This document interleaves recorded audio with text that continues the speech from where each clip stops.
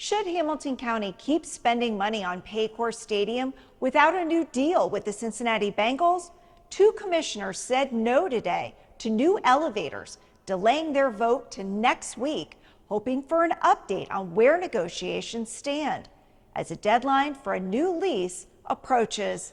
County officials plan to order new steel for 6 escalators on the club level of the stadium to ensure it arrives for construction next year. But two commissioners said no. Alicia Reese. Just for me, I think from a principal standpoint, going into a negotiation, we already have a bad lease.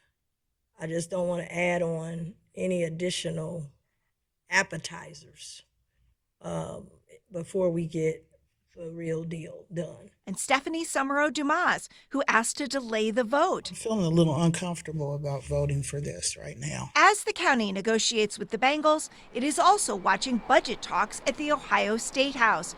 They want $350 million in state funding to help with the $830 million renovation price tag. I saw something recently that we were left out. We were not left out as simply a different mechanism. The Ohio Senate has a new funding source for stadiums, $1.7 billion in unclaimed property funds.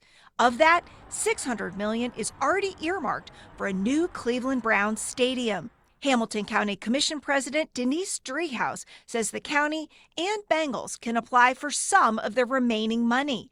But Senate Finance Chair Jerry Cirino says he wants a new deal first. We want projects that where, they're tied up and buttoned down and we know what's going to happen and that they're ready to move before we start the legislative process. Cirino says the Bengals won't have to meet the same terms as the Browns.